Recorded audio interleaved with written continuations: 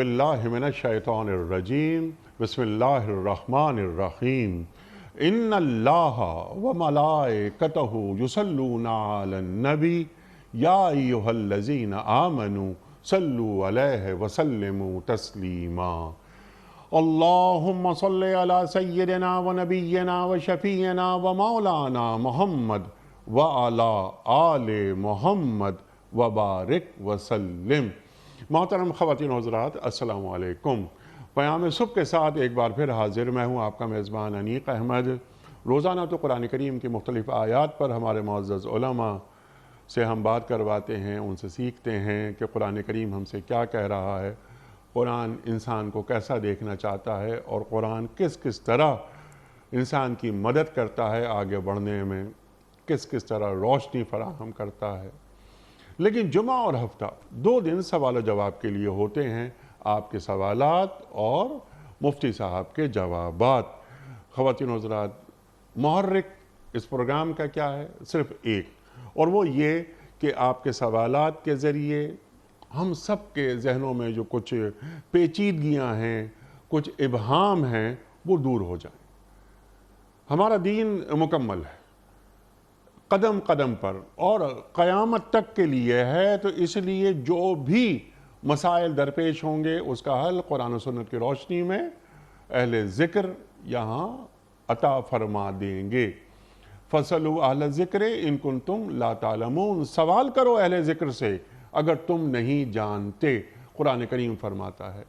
ख़वातीन हज़रात, आज के हमारे मुअज़्ज़ज़ मेहमान मोहतरम मुफ्ती मोहम्मद नजीब साहब। मुफ्ती मोहम्मद नजीब साहब से कौन वाकिफ़ नहीं, हमारे मुल्क का इंतहाई मकबूल और महबूब नाम, फ़ारिग़ तहसील दारुल उलूम कराची, पाकिस्तान में पढ़ा, पाकिस्तान के बाहर पढ़ा, आज के जदीद मसाइल पर भी आपकी गहरी निगाह। मुफ्ती नजीब साहब को खुश आमदीद कहते हुए प्रोग्राम का आगाज़ सूरह आले इमरान की आयात 133 और 134 से। औज़ु बिल्लाहि मिनश शैतानिर्रजीम बिस्मिल्लाहिर्रहमानिर्रहीम वसारिऊ इला मग़फ़िरतिम मिर रब्बिकुम व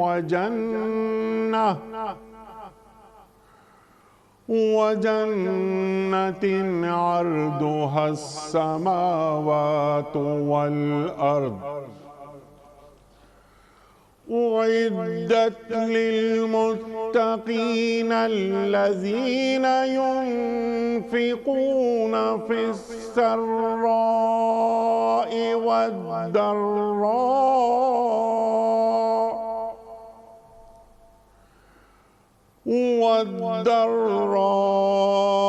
वल्काज़िमीनल ग़ैज़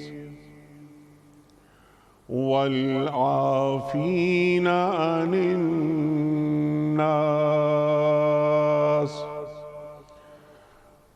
वल्काज़िमीनल ग़ैज़ वल्आफ़ीना अनिन नास वल्लाहु युहिब्बुल मुहसिनीन। सदक़ल्लाहुल अज़ीम। दौड़ कर चलो उस राह पर जो तुम्हारे रब की बख्शिश और उस जन्नत की तरफ जाती है जिसकी वसअत ज़मीन और आसमानों जैसी है, और वो उन खुदा तरस लोगों के लिए मुहैया की गई है जो हर हाल में अपने माल खर्च करते हैं, ख्वाह बदहाल हों या खुशहाल, जो अपने गुस्से को पी जाते हैं और दूसरों के कसूर माफ़ कर देते हैं। ऐसे नेक लोगों को अल्लाह बहुत पसंद करता है। सदक़ल्लाहुल अज़ीम। मोहतरम मुफ्ती मोहम्मद नजीब साहब की खिदमत में आज के प्रोग्राम के हवाले से पहला सवाल इर्तज़ा अली साहब का सवाल है। सवाल उनका यह है कि मुफ्ती साहब, दीन मशवरे को अहमियत देता है, क्या ज़िंदगी के हर मामले में मुशावरत करनी चाहिए?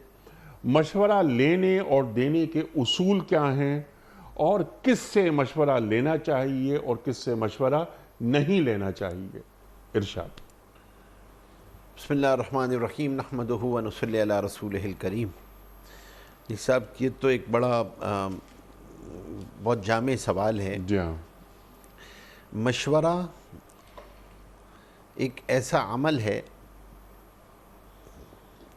جس کے بارے میں حضور پاک صلی اللہ علیہ وسلم کو بھی حکم دیا گیا، حالانکہ حضور پاک صلی اللہ علیہ وسلم کے پاس براہ راست رہنمائی وحی کی صورت میں اللہ کی طرف سے موجود تھی۔ وَشَاوِرْهُمْ فِي الْأَمْرِ، وَشَاوِرْهُمْ فِي الْأَمْرِ، اس لیے کہ قیامت تک امت کو تعلیم دینی تھی کہ اپنے معاملات کے اندر مشورہ کرنا ہے، اور فرمایا کہ مشورہ کرنے والا کبھی نادم شرمندہ نہیں ہوتا۔ جی۔ اور اسی طریقے سے فرمایا کہ استخارہ کرنے والا، استخارہ اور مشورہ، یہ آپ کو دو ایسی اعمال دیے گئے ہیں جس کے ذریعے سے آدمی ندامت شرمندگی سے بچ جاتا ہے۔ ٹھیک۔ مشورہ سنت عمل ہے، کن معاملات میں کرنا چاہیے؟ تو ایک تو یہ کہ جو فرائض ہیں ان میں مشورہ نہیں ہے۔ ٹھیک۔ اچھا، اب سوال یہ ہے کہ یہاں پہلا حصہ، یہ 3-4 حصے ہیں نا اس سوال کے، کیا مشورہ کرنا ضروری ہے؟ میں آپ سے یہ عرض کر رہا ہوں، مشورہ ان امور میں نہیں کیا جائے گا جو شرعی فرائض ہیں۔ کوئی آدمی مشورہ کر رہا ہے آج فجر پڑھوں نہ پڑھوں، کیا مشورہ ہے آپ کا؟ اس میں کوئی مشورہ نہیں ہے، ان امور کے لیے مشورہ نہیں ہے۔ جائز اور مباح امور کے لیے مشورہ کرنا سنت ہے، اور اگر کوئی نہیں کرے گا اور اپنی رائے پر عمل کر لے گا تو اسے گناہگار نہیں کہا جائے گا۔ ٹھیک۔ میں نے کسی سے نہیں پوچھا کہ نہیں، لیکن مشورہ کرنے کا فائدہ کیا ہوتا ہے کہ مشورہ کرنے سے اس میں برکت ہو جاتی ہے، کام میں اللہ کی مدد ساتھ ہو جاتی ہے، اور خاص طور پہ آدمی کے معاشرتی معاملات ہوں، دنیاوی معاملات ہوں، ان معاملات کے اندر مشورہ صاحب رائے سے کرنا چاہیے۔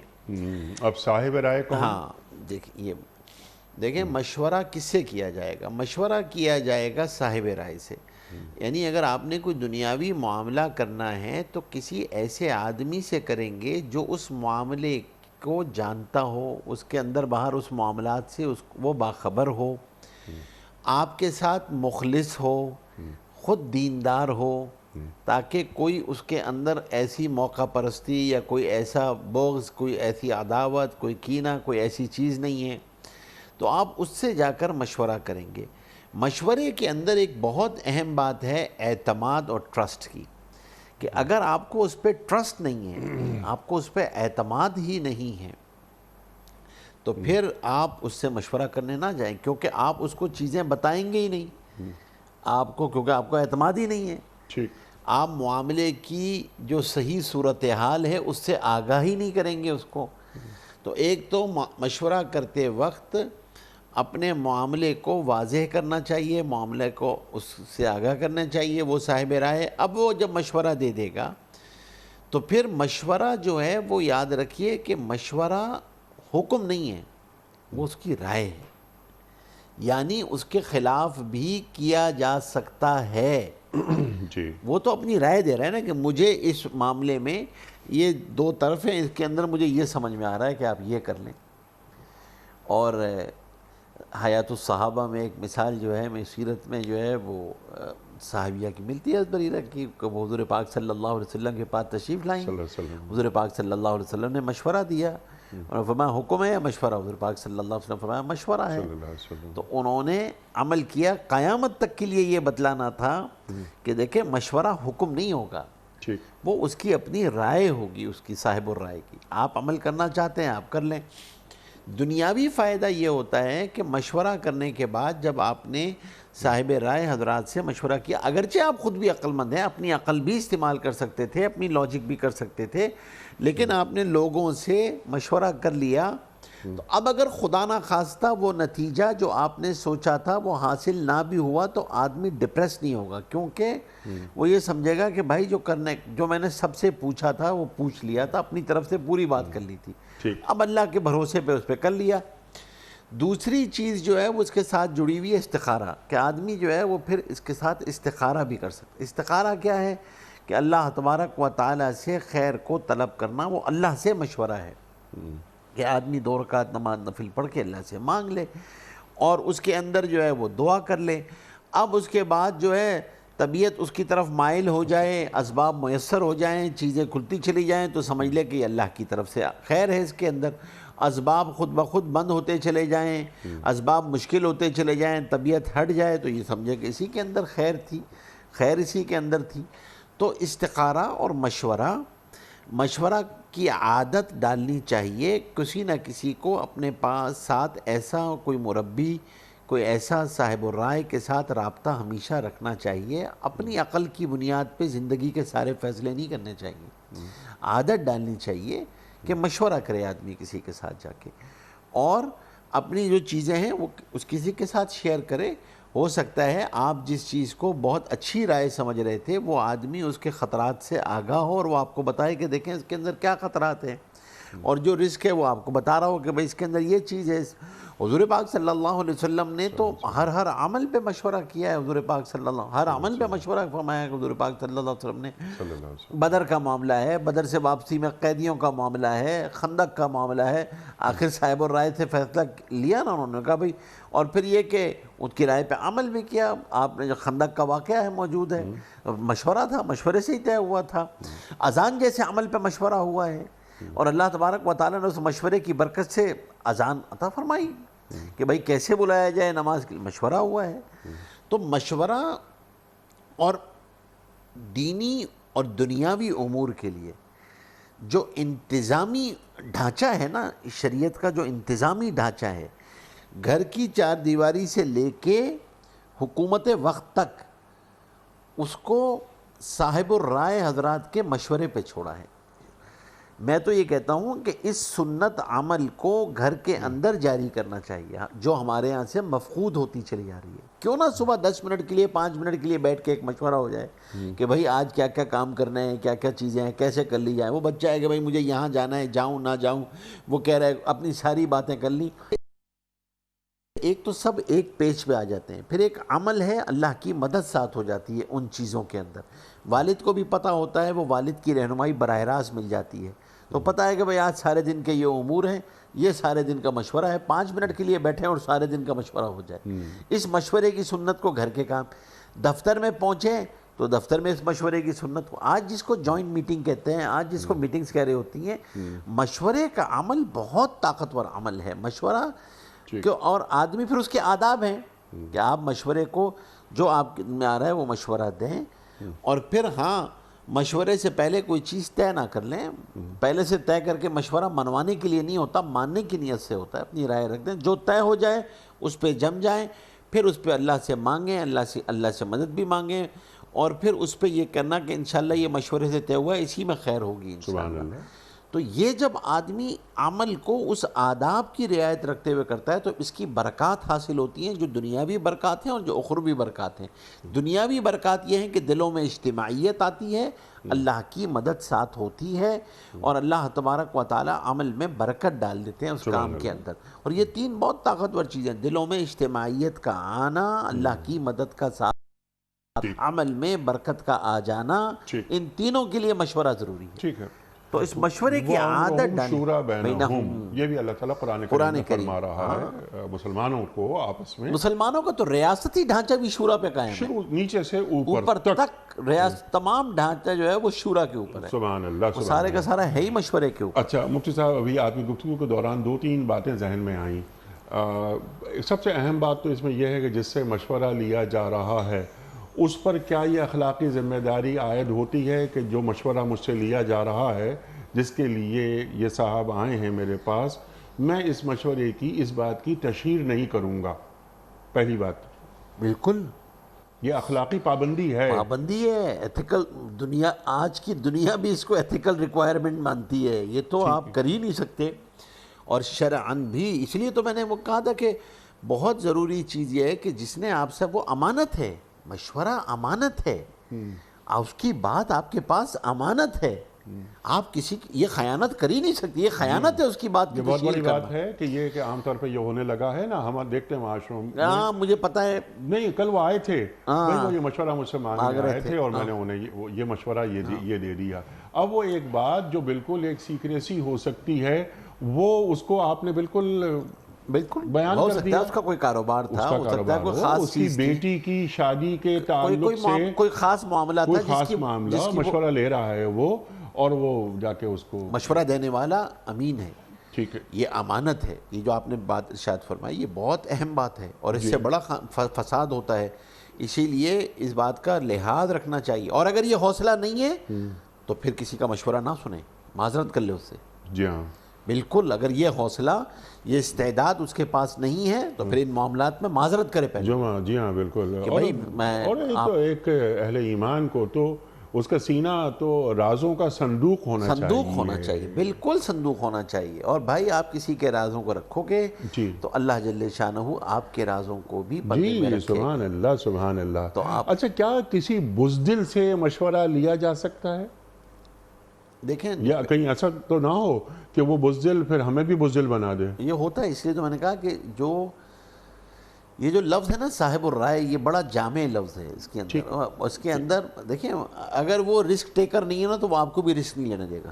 ٹھیک, آپ نے مثال کے طور پہ لیتا ہوں, میں تو کوئی دنیاوی سی مثال دے رہا ہوں, آپ کو کوئی وہ نہیں دے رہا کہ آپ کوئی انٹرپرینورشپ کرنا چاہتے ہیں, آپ کو اپنے طور پہ کاروبار شروع کرنا چاہتے ہیں, جس کی کوئی بہت زیادہ اسکلز ابھی آپ کے پاس نہیں ہے, شوق ہے, دل ہے, آپ چاہتے ہیں, آپ سمجھتے ہیں یہ کر لوں گا میں, تو پھر کہتے ہیں کہ بھائی کسی رسک ٹیکر کے پاس جاؤ, جس کو رسک لینا آتا ہو, جس کو لگانا آتا ہو, جس کو رسک لینا آتا ہو, وہ آپ کو موٹیویٹ کرے گا رسک لینے کے لیے. ٹھیک, بزدل ہوگا نا وہ ڈرا دے گا, کہنے کہ کیا کر رہے ہو بھائی, نوکری کرو نا بس, صحیح ہے, جہاں پہ رہو گے لگی بندی آتی تو رہے گی نا, یہ کہاں اپنے آپ کو ڈال رہے ہو خطرات کے اندر, تو وہ آپ کو ڈی موٹیویٹ کر دے گا. تو آپ کو اسی لیے یہ سوچنا بہت ضروری ہے کہ یہ مشورہ کس سے کیا جائے گا. یہ بہت امپورٹنٹ بات ہے.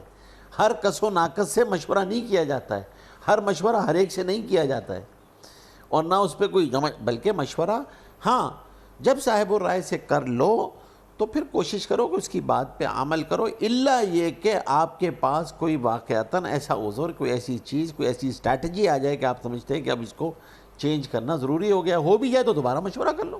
مشورے کے بعد دوبارہ مشورہ ہو سکتا ہے, کوئی ایسا مسئلہ نہیں, پھر دوبارہ مشورہ کر لیں. لیکن مشورہ دینے والا جو ہے وہ اخلاص کے ساتھ اور اللہ تبارک و تعالیٰ کے احکامات کو اللہ کے خوف کے ساتھ مشورہ دے گا, اور اس کی جو اس کے لیے خیرخواہی کے جذبے کے ساتھ مشورہ دے. خیرخواہ دیکھیں, صاحب الرائے کے ساتھ اس کا آپ کے لیے خیرخواہ ہونا بھی بہت ضروری ہے, وہ آپ کا خیرخواہ ہو. بالکل صحیح. اور یہ جو آپ راز والی بات فرمائی, یہ اس خیرخواہی کی بنیادی صفت ہے. اس کے بغیر خیرخواہی نہیں ہوتی ہے. اگر یہ موجود نہیں ہے تو پھر خیرخواہ نہیں ہو سکتا. ایک تو خیرخواہی تو خیر بنیادی وصف ہے, لیکن یہ مشورہ دینے والے کی ذمہ داری بھی ہے. یہ میں خیرخواہ تو آپ کا ہوں, اگر میں نہیں بھی ہوں آپ کا خیرخواہ, لیکن آپ نے مجھ سے ایک مشورہ مانگا تو مجھ پر یہ اخلاقی فریضہ عائد ہوتا ہے کہ میں اس بات کو اس کمرے سے باہر نہیں نکالوں. ویسے بھی المجالس بالامانہ, بالکل اللہ کے رسول فرما رہے صلی اللہ علیہ وآلہ وسلم, یہ تو مشورے کی بات ہے. اور مشورہ نہ بھی ہو, کوئی بات اگر آپ نے ایسی کہہ دی مجھ سے جو مشورہ نہیں ہے اس میں نے باہر جا کے وہ بات بیان کر دی. تو اس لیے یہ کہ صاحب مفتی نجیب صاحب مجھ پر کتنا اعتماد کرتے ہیں کہ انہوں نے اتنی اہم بات بیان کر دی میرے سامنے اپنے نمبر بنانے کے لیے. وہ بات جو آپ نے اعتماد سے مجھ سے کہی تھی, مجھے کیا حق پہنچتا ہے کہ میں باہر جا کے وہ بات بیان کروں؟ بالکل صحیح. یہ خیانت ہے, یہ خیانت ہے, معاشرتی خیانت. ٹیلی فون پہ بات ہو رہی ہے, میں آپ سے ملنے آپ کے کمرے میں آ گیا, آپ کی بات جاری ہے, آپ کسی سے بات کر رہے ہیں, آپ نے اشارے سے کہا تشریف رکھیے, اور وہاں کوئی اہم بات آپ کر رہے ہیں, وہ میرے کان میں پڑ گئی, اور باہر جا کے میں نے کہا کہ یار میں کمرے میں گیا تھا اور وہ دیکھے وہ یہ بات کر رہے تھے اور یہ ایک بات تھی اور انہوں نے یہ بات کی ہے. وہ بات ایک میرے کان میں پڑ گئی ہے, وہ میرے اندر ایک تو یہ کہ میں اس وقت داخل ہی نہ ہوں کہ جب آپ بات کر رہے ہوں, یہ بد اخلاقی ہے. بد اخلاقی. دوسری بات یہ کہ اگر میں نے یہ بات سن لی ہے تو مجھے کس نے یہ حق دیا کہ میں باہر جا کر وہ باتیں بیان کروں. بالکل. تو یہ ایک بنیادی جو اخلاقیات ہے ان میں شامل نہیں ہوتی یہ چیزیں ہمارے معاشروں میں. ایک عجیب بات یہ ہو گئی ہے. اس ذیل میں ایک آخری بات جو آپ کی خدمت میں پیش کرنا چاہ رہا ہوں، کیا بیوی سے مشورہ لینا چاہیے یا بیوی کو اپنے امور میں شریک کار رکھنا چاہیے کہ میں یہ کرنا چاہ رہا ہوں اور یہ ہوں؟ ہمارے پاس یعنی بائی اینڈ لارج نہیں رکھا جاتا ہمارے معاشروں میں. دیکھیں اس کے اندر جو ہے نا مختلف امور ہیں جس کے بارے میں. ایک چیز یہ ہے کہ آپ کوئی کاروباری مشورہ کرنا چاہتے ہیں، آپ سمجھتے ہیں کہ اطلاع کر دی جائے تو ضرور کوئی نیا کاروبار شروع کرنے چاہ رہے ہیں جس کے اندر آپ کی انویسٹمنٹ ہے تو ضرور اس کو بتا دیں. آپ اطلاع کرنا ضروری ہے. اگر وہ کوئی تجارت کی لائن کی نہیں ہے تو ظاہر سی بات ہے آپ کو تو وہ کوئی مشورہ نہیں دے گی، اس کے اندر کوئی ایسا مشورہ نہیں ہے. وہاں اطلاع ضروری ہے. ٹھیک ہے. اچھا، اور خاص طور پہ اسی طریقے سے ایک اور چیز جو امپورٹنٹ بات ہے، اہم بات، وہ یہ ہے کہ جو بچوں سے متعلق مشورے ہیں وہ تو بیوی کے ساتھ ضرور ہونے چاہیے. یقیناً. تعلیم، ان کے شادی بیاہ، ان کے بارے میں اور کوئی خاص مشورے، ان کی عادات، ان کے رویے، ان کی گفتگو، ان کے اخلاق، یہ ساری چیزیں بیوی سے ہونی چاہیے. بلکہ عام طور پہ ہمارے خاندانوں کے اندر جتنی ماں کی نظر ہوتی ہے اولاد پہ، باپ اتنی جلدی نہیں پہچان پاتا. تو اب یہ مشورہ بیوی سے ہوتے رہنا چاہیے اور مشوروں کو مانتے بھی رہنا چاہیے کہ صرف میں نے مشورہ کر لیا بیوی سے لیکن وہی کی جو میری مرضی تھی. نہیں، یہ نہیں، ایسا نہیں، ایسا نہیں ہو. بلکہ آپ اس کو مانیں تاکہ وہ بھی یہ سمجھے کہ میری بات مانی جاتی ہے، میری بات رکھی جاتی ہے. جی ہاں. تب تو وہ یہ گاڑی کے دو پہیے نا، اس کے بغیر تو چلتی نہیں ہے. ٹھیک. اور بعض امور ایسے ہیں جس میں آپ اگر مشورہ ان کو کر لیں کہ بھئی میں یہ کام کرنا چاہ رہا ہوں، میں یہ جگہ خریدنا چاہ رہا ہوں، یہ گھر کے معاملات ہیں، تو وہ بیوی سے ضرور مشورہ کرنا چاہیے. مثال کے طور پہ گھر کے اندر آپ کوئی تبدیلی کرنا چاہتے ہیں، گھر کے اندر کوئی کام کروانا چاہتے ہیں، گھر کی کوئی چیز کرنا چاہتے ہیں، کوئی چیز گھر کی لینا چاہتے ہیں، وہ بیوی سے ضرور مشورہ کرنا چاہیے. اسی کے مشورے سے معاملات کو طے کرنا چاہیے. وہاں پہ اس کا مشورہ بہت ضروری ہے. اللہ اکبر. ایک جگہ پہ جہاں آپ کے پاس آپشن ہے کہ آپ اس کو بتائیں نہ بتائیں، وہ آپ کی وہ کاروباری اسٹریٹجی ہے جس کے بارے میں اس کا کوئی لینا دینا نہیں ہے. ہو سکتا ہے اس لائن کی بھی نہ ہو وہ. لیکن ہاں، کسی کو آپ پارٹنر بنائیں یا کسی کے پاس پیسے انویسٹ کریں تو اس کو اطلاع ضرور کریں، اسے ضرور بتائیں کہ بھئی یہ ہے. یا کسی کے پاس امانتیں رکھی ہوئی ہوں آپ کی، وہ ضرور بتائیں. جی ہاں، بالکل. تو وہ ضروری ہوتا ہے بتانا. ورنہ آدمی جو ہے نا یہ پتہ ہو کہ اور کسی کو پتہ نہ ہو، بیوی کو بھی نہ پتہ ہو، تو پھر معاملات کے اندر جو ہے وہ مسائل پیدا ہوتے ہیں. تو یہ مشورہ جو ہے اس اعتبار سے بہت اہم ہے کہ گھر والوں کے ساتھ بھی مشورہ کرنا چاہیے اور بچوں کے ساتھ بھی مشورہ کرتے رہنا چاہیے. کچھ چیزوں میں ان کو بھی عادت ڈالیں، مشورہ کریں ان سے، تاکہ وہ یہ عادت پڑے ان کو کہ بھئی بڑوں کے ساتھ مشورہ کیا جاتا ہے. وہ یہ اصل میں آپ کیا کر رہے ہوتے ہیں، یہ ایک عادت اور رویہ منتقل کرتے ہیں اس کے اندر کہ اپنے امور میں دوسروں سے مشورہ کیا جائے گا. ٹھیک ہے. جب وہ آپ تو مشورہ کبھی چھوٹوں سے ہوگا، کبھی بڑوں سے ہوگا، کبھی اپنوں سے ہوگا، کبھی غیروں سے ہوگا. شرائط وہی ہوں گی کہ وہ صاحب الرائے ہوگا، آپ کو اس پہ اعتماد ہوگا، وہ آپ کا خیر خواہ ہوگا. جی بالکل. اور اللہ کا خوف ہوگا. مزاج آمرانہ نہیں ہوگا اس بچے کا. اگلا سوال ہے محمد ولی خان صاحب کا. ان کا سوال یہ ہے کہ مفتی صاحب، موبائل کمپنی والے کہتے ہیں کہ اگر فون میں 2000 روپے کا بیلنس رکھیں تو ہم روزانہ 8 روپے آپ کو دیں گے. اس طرح کی اسکیمیں کہیں سود کے زمرے میں تو نہیں آتی؟ دیکھیں، اگر آپ نے صرف پیسے رکھوائے ہیں اس کے اندر جس سے آپ بل ادا کرتے ہیں، مختلف چیزیں ادا کرتے رہتے ہیں، اور اکاؤنٹس، موبائل اکاؤنٹس ہوتے ہیں جس سے آپ اپنی ضروریات پوری کرتے رہتے ہیں اس سے، اس پہ اس نے آپ کو کہا ہے کہ آپ رکھوا دیں گے ہمارے پاس تو ہم آپ کو 8 روپے یا 4 روپے یا 2 روپے جو بھی ہے پیسے، تو پھر یہ سود ہوگا. کیونکہ کل قرض جر نفعا فہو الربا. ہر وہ قرض، کیونکہ پھر کیا ہوا، آپ نے بنیادی طور پہ قرض دیا ہے موبائل کمپنی کو، موبائل کمپنی نے اس کے اگینسٹ میں آپ کو 8 روپے دی. آپ نے پیکج نہیں لیا, بیلنس نہیں لیا. ایک ہے موبائل بیلنس کی سہولیات, کہ آپ نے 2000 کا لے لیا تو اتنا MB انٹرنیٹ ملے گا, اتنی فری کالز ملیں گی, دوسرے نیٹ ورک کو کر لیں گے.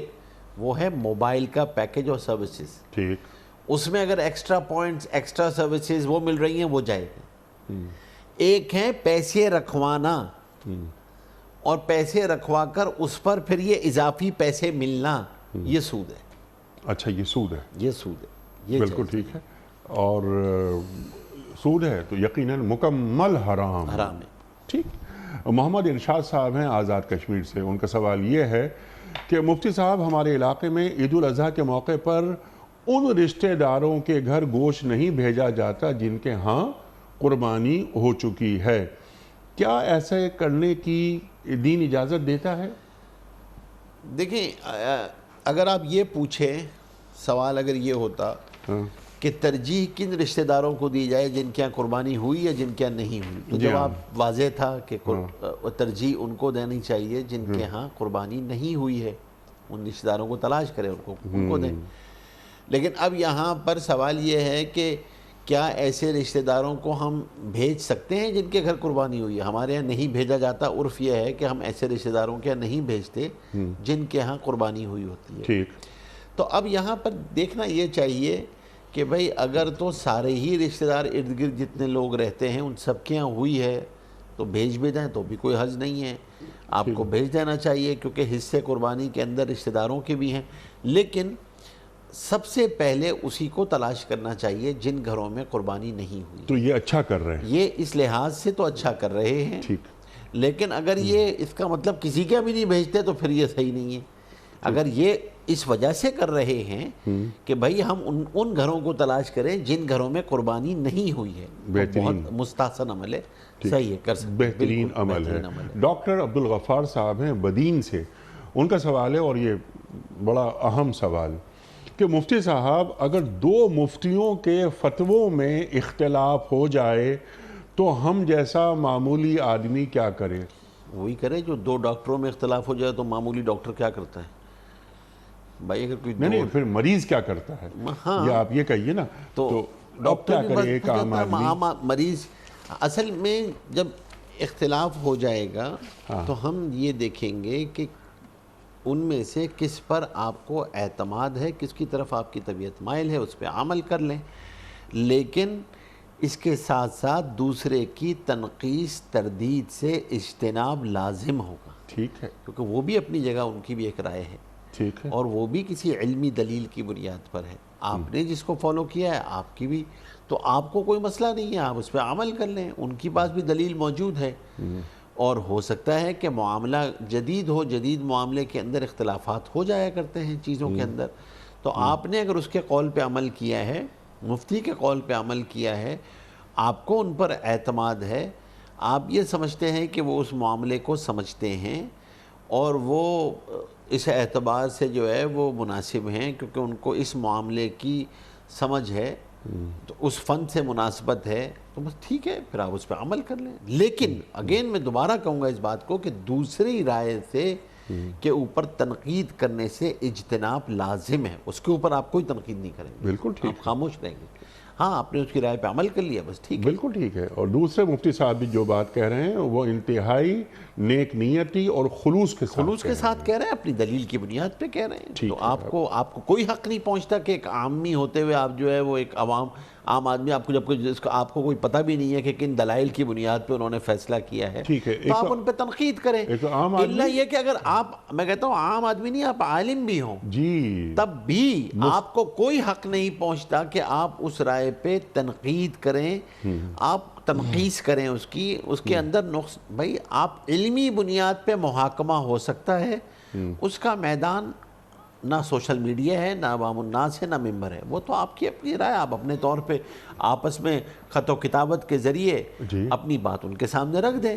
وہ بھائی کہ میں یہ سمجھ رہا ہوں کہ اس دلیل کے اندر جو ہے اس کے مقابلے میں یہ دلیل زیادہ راجح ہے, یا مجھے یہ نقص نظر آ رہا ہے, وہ آپ اپنے اس کے طریقے موجود ہیں. صحیح. تو اصل میں اس جگہ پر 2 باتیں, اس سوال کے جواب میں 2 چیزیں ہیں. ایک ہیں کہ یہ اختلاف میں عوام کیا کرے اور علماء کیا کرے؟ عوام تو کچھ بھی نہیں کرے، عوام تو فالوورز ہیں نا، تو وہ کسی ایک کی رائے پہ عمل کر لیں، ایک کی رائے پہ عمل کرے اور جس پر اعتماد ہو، جس پہ یہ سمجھتے ہوں کہ یہ اس چیز کے بارے میں بہتر رائے دیں گے۔ اختلاف کسی مفتی صاحب کا ہو تو اس اختلاف کی اہمیت اپنی جگہ پر، جیسا آپ نے فرمایا، اس کی کوئی تنقیص نہ کرے، اس کا مذاق نہ اڑائے، کھلواڑ نہ کرے۔ کھلواڑ کی اجازت تو مفتی صاحب نے جو بات بیان فرمائی ہے وہ بھی اپنی دلیل کی بنیاد پہ بیان فرمائی ہے، اس کی، اس لیے آداب اختلاف جو ہیں وہ سیکھنا ضروری ہے۔ بہترین بات آپ نے فرمائی کہ آداب اختلاف اصل نہیں، اصل بات ہے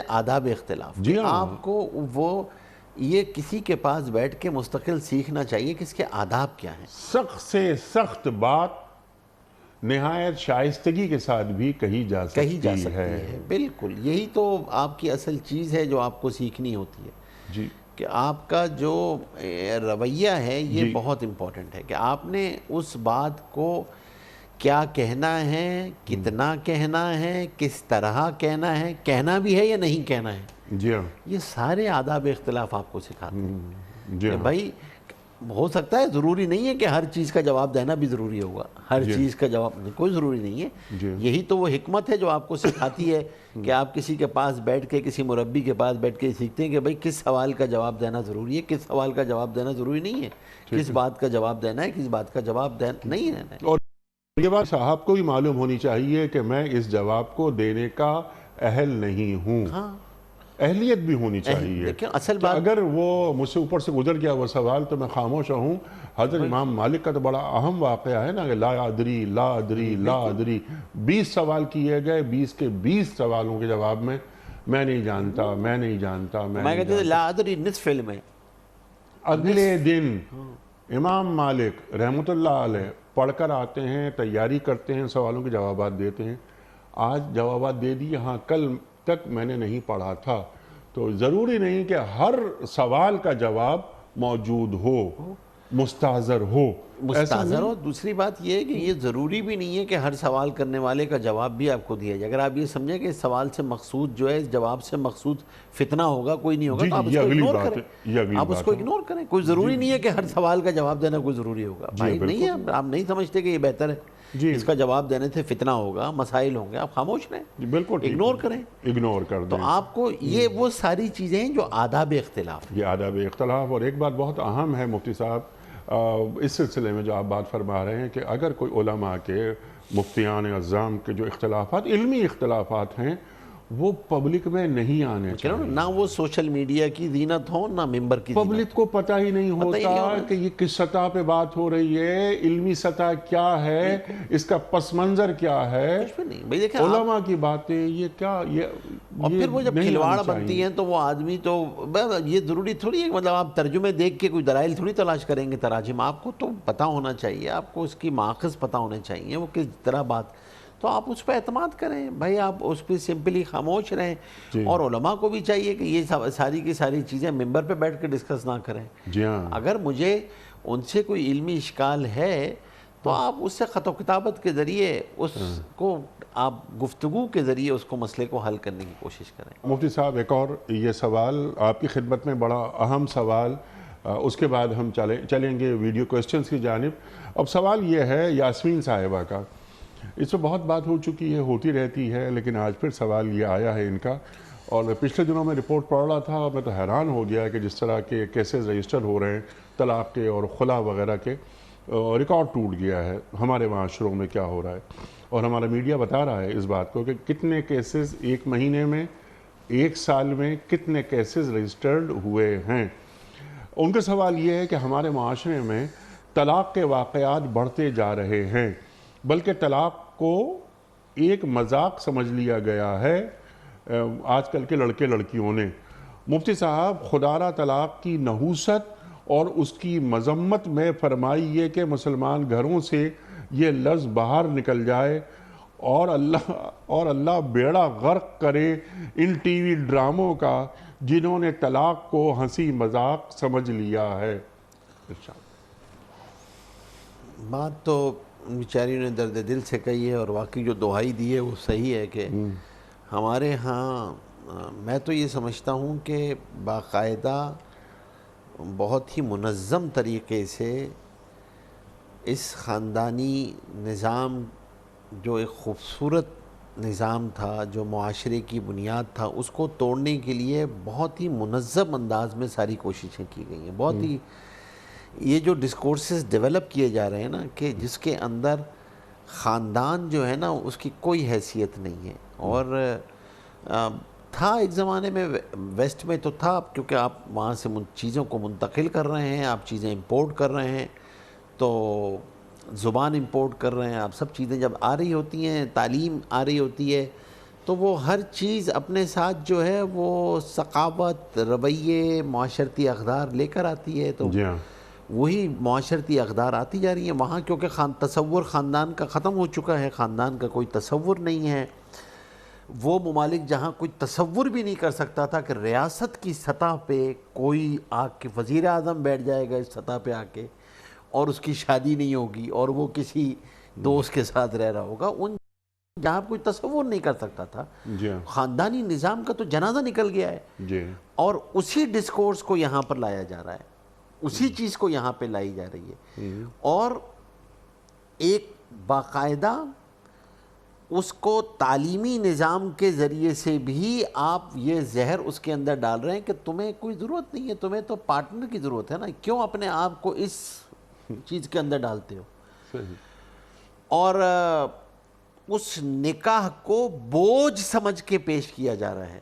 یعنی نکاح آپ کی زندگی میں آگے بڑھنے میں، جس کو شریعت ایمان کا حصہ بتا رہی تھی، ایمان کی تکمیل بتا رہی تھی، جس کے ذریعے سے نسل کو آگے جانا تھا، اس کو رکاوٹ بنا کر پیش کیا جا رہا ہے آپ کے نظام کے اندر، آپ کے سوشل میڈیا کے ذریعے، آپ کے میڈیا کے ذریعے. یہ جو انہوں نے دعائی دیا آخر میں، کیا ہے یہ؟ آپ سوچیں نا، یہ جو ڈراموں میں دکھایا جا رہا ہے، انیس صاحب، انسان کی فطرت ہے، انسان کا مزاج ہے.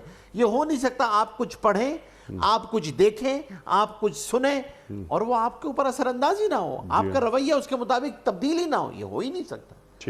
آپ کے رویے باقاعدہ تبدیل کیے جا رہے ہیں، آپ کی اقدار تبدیل کی جا رہی ہیں، جس کے اندر سے ان رشتوں کا جنازہ نکل گیا ہے. ان رشتوں جو مقدس رشتے تھے ان کا جنازہ نکل گیا. اب جب آپ نے یہ سب کچھ کر دیا تو ظاہر سی بات ہے نکاح تو بوجھ بنے گا نا. پھر اس کو کیا پتا کہ طلاق اور نکاح میں کیا کیوں گیا تھا، یہ رشتہ باندھا کیوں گیا تھا، یہ بندھن بنا کیوں تھا. ٹھیک ہے. اب سوال میرا یہ ہے کہ یہ میڈیا، اور جیسے آپ نے بات کی کہ وہ سوشل میڈیا بھی اس میں شامل ہے، وہ اتنا حاوی ہم پر کیسے ہو گیا؟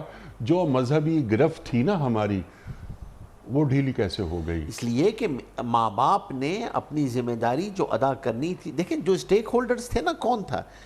ماں باپ تھے، اساتذہ تھے، تعلیمی نظام تھا، معاشرتی نظام تھا. ٹھیک. یہ جو بنیادی اسٹیک ہولڈرز تھے، انہوں نے تو اس کو ذمہ داری سمجھا ہی نہیں. انہوں نے تو خاندانی اقدار کو جوڑنا، اس خاندانی اقدار کو احسان کی بنیاد پہ جوڑنا تھا، صبر، شکر، برداشت کے ساتھ جوڑنا تھا. تو رویوں میں برداشت تو ڈے ون سے آپ نے بچے کے اندر ڈیولپ نہیں کی، نہ بچی میں نہ بچے میں. اس کو تو آپ وہ دیکھیں نا، وہ تو ایک نظام کے ساتھ آ رہا ہے نا. وہ تو ایک سیلفش نفس پرستی کا ایک تعلیمی نظام ہے جو آپ کو ڈیولپ کر رہا ہے ایک انسان. اس کی ہیومن ڈیولپمنٹ تو ہوئی اسی طرح سے رہی ہے. اس کے کیریکٹر کے اندر سیلفش ہے نا. وہ اس سے پہلے آپ سوچیں نا نہیں صاحب، آپ میں جس زمانے میں پڑھتے تھے، اس زمانے میں اپنے سامنے کیمرہ لے کے اگر آپ یوں کھڑے ہو کے تصویر کھینچ رہے ہوتے تو لوگ کیا کہتے ہیں آپ کو کہ بھائی صاحب بیچارہ جو ہے نا کوئی معذور ہے، کیا کر رہا ہے یہ. تو آج تو سیلفی فن ہے نا. تو آپ تو اس کو سیلفش بنا رہے ہیں نا، آپ اس کو صرف سیلفش بنا رہے ہیں. تو وہ تو میری مرضی، میری زندگی میں کوئی نہیں ہے، میں اپنی زندگی جیسے گزارنا چاہوں، میری زندگی میں کوئی بھی نہیں ہے، چاہے وہ شوہر ہو، چاہے وہ بیوی ہو، چاہے کوئی ہو، کوئی مجھ سے پوچھنے والا نہیں ہے. یہ میری لائف ہے، یہ میری زندگی ہے، میری چیزیں. تو آپ نے سب سے پہلے جنازہ نکالا دینی اقدار کا، اس کے بعد انسانی اقدار کا جنازہ نکالا، کیونکہ آپ نے رویوں کے اندر سے برداشت کو ختم کر دیا. رویوں کے اندر برداشت نہیں ہے، رویوں کے اندر صبر نہیں ہے، رویوں کے اندر شکر نہیں ہے. اور صبر، شکر، برداشت کو اگر آپ نکال دیں گے تو ختم ہو جائے گا سب. بالکل ٹھیک ہے. تو آپ یہ جو چھوٹی چھوٹی باتوں پہ اور پھر اس کو اندازہ ہی نہیں ہے کہ وہ اپنے الفاظ کیا ادا کر رہا ہے. وہ جب یہ ادا کر رہا ہوتا ہے تو اللہ کا عرش ہلتا ہے. جی ہاں.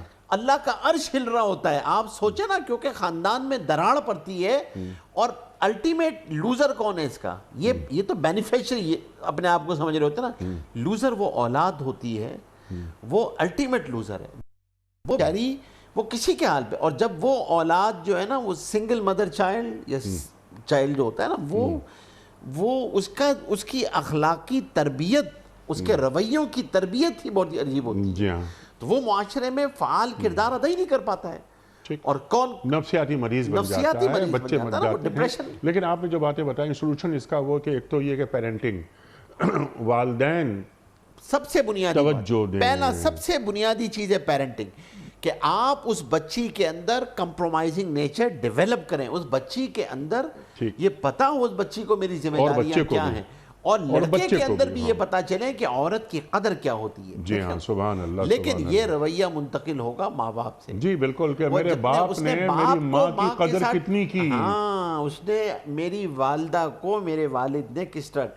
رویے انیق صاحب وراثتاً منتقل ہوتے ہیں. سبحان اللہ, سبحان اللہ. غیر اختیاری طور پہ منتقل ہوتے ہیں. اس کے لیے آپ کو کوئی راکٹ سائنس نہیں چاہیے. یہ وہ جو دیکھتا ہے وہ رویہ بنتا ہے, وہی نقل ہوتا ہے, وہی عادت بنتی ہے, وہی ڈیسٹنی ہوتی ہے. سبحان اللہ. وہ چیز طریقے سے چیزیں آگے بڑھتی چلی جاتی ہیں. تو ہمیں تو اس سے پہلا پیرنٹنگ, کہ آپ نے اس جگہ کو مضبوط کرنا ہے. یہ ویک ہو گئی ہے, ٹھیک ہے, وقت نہیں ہے کسی کے پاس, اس کو مضبوط.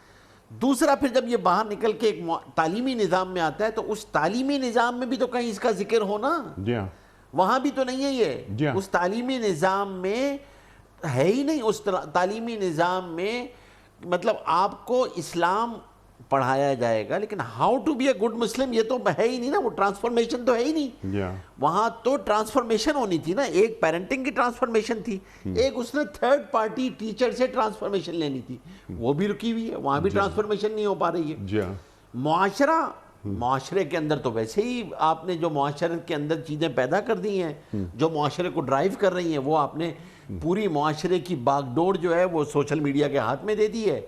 تو وہ اس کو معاشرے کو لے کے چل رہا ہے, تو معاشرتی اقدار بھی اسی طرح ڈیولپ ہو رہی ہیں. اور اس کے لیے بنیادی کام شاید یہ آپ فرمائیے گا کہ قرآن کریم میں جو اصول بیان کیے جا رہے ہیں, اگر والدین اور والدین کے بعد پھر وہ اولاد جس کی شادی ہو رہی ہے وہ جان لیں کہ قرآن کریم کیا فرما رہا ہے, تو سب مسائل حل ہو جائیں گے. کہ آپ کو رہنا ہے, بیوی کا مقام کیا ہے, شوہر کا مقام کیا ہے, اور کس طرح ایک دوسرے کی وہ باتیں جو وقتی طور پر سخت لگتی ہیں ان سے کیسے دور ہوا جا سکتا ہے, نرمی مزاج میں کیسے آ سکتی ہے.